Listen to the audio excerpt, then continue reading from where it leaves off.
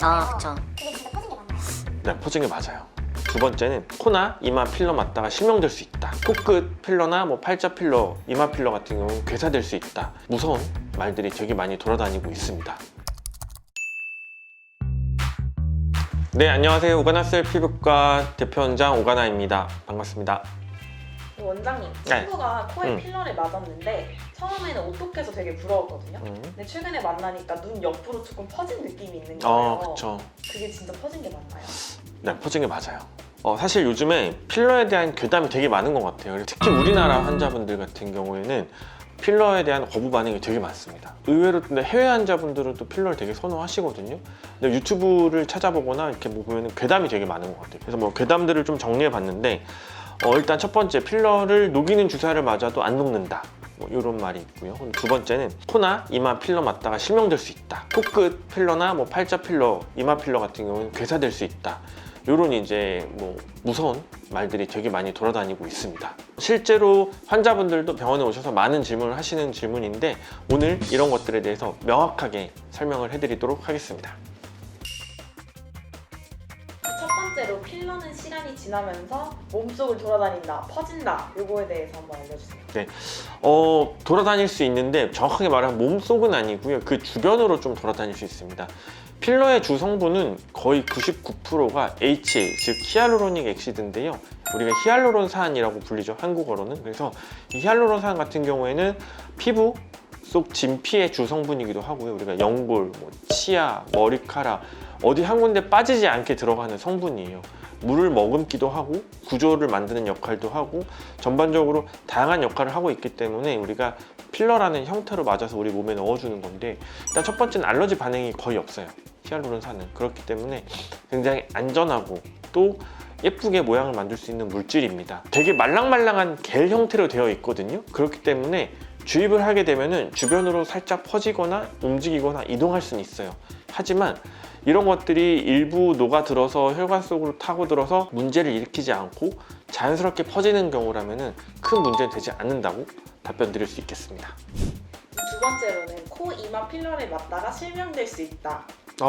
가능해요. 그래서 우리가 필러의 부작용 중에 첫 번째 가장 중요한 부작용은 혈관 사고입니다. 우리가 보통 이제 피부과 전문의나 성형외과 전문의 같은 경우에는 필러를 굉장히 안전하게 시술을 하는데요. 그 이유는 해부학적 지식과 그리고 다양한 임상 경험이 충분히 많기 때문에 그렇습니다. 특히 이제 이 미간, 그 이마 같은 경우에는 동맥이 이렇게 세로로 이렇게 미간 사이에서부터 가깝게 붙어서 올라가고요. 그리고 또 팔자 쪽 같은 경우도 이제 얼굴을 담당하는 동맥 혈관이 지나가는 그런 중요한 길목입니다. 이러한 길목에 주사를 하는 경우에는 첫 번째, 이 필러 자체가 혈관 속으로 들어가서 얇은 혈관을 히알루론산이 막을 수가 있어요. 그럴 경우에는 이제 피부 괴사가 1차적으로 일어나는데, 피부 괴사는 그래도 비교적 괜찮습니다. 왜냐면 우리가 시간이 지나면 다 돌아오고 물론 흉터가 남을 가능성도 있지만 안 남는 경우가 더 많기 때문에 큰 부작용은 없는 그런 거라고 보시면 될 것 같고요. 실명 같은 경우에는 이제 우리가 눈으로 가는 혈관을 필러가 막는 경우 혹은 누르는 경우가 있어요. 이런 경우에는 실명을 초래할 수 있는데 정말 굉장히 드뭅니다. 드물고 저도 아직 경험을 못 해봤고 앞으로도 하면 안 되는 그런 사고긴 한데, 이런 경우에는 사실 보통 혈관 기형이 있는 분들이 되게 많아요. 일반적인 어떤 해부학적 길을 따라서 혈관이 지나가는 게 아니라 좀 독특하게 생기신 분들 같은 경우에는 이런 사고가 종종 나타나는데, 뭔가 시술 직후 혹은 조금 지나서 눈이 침침하거나 이럴 경우에는 바로 필러를 녹이는 주사를 맞는 경우에는 한 50%의 확률로 돌아올 수도 있지만 영구적인 실명을 할 수 있기 때문에 주의를 필요한 시술이긴 맞습니다.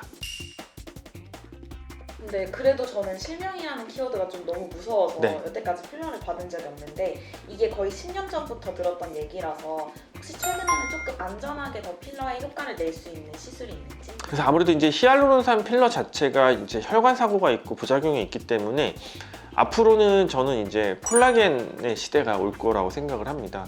예전에도 이제 콜라겐을 사용한, 정확하게 말하면 콜라겐을 유도하는 그런 치료제들이 있었어요. 근데 이제 그런 치료제들의 단점이 우선은 결절이 되게 이제 불명확하게 생기고, 그리고 볼륨량도 예측이 불가능하고, 또 너무나 녹는 그 속도가 더딜 뿐더러 완전히 충분히 분해되지 않는 경우도 종종 있어서 뭔가 찝찝함 때문에 덜 썼던 경우가 있는데, 최근에는 좀 더 부드럽고 좀 더 입자가 없는 형태의 그런 콜라겐 제품들이 많이 나올 걸로 예상이 되기 때문에 그런 시술 같은 경우에는 혈관 사고 없이 안전하게 코나 이마나 미간이나 팔자나 원하는 만큼 예쁘게 교정할 수 있게 될 거라고 생각이 됩니다.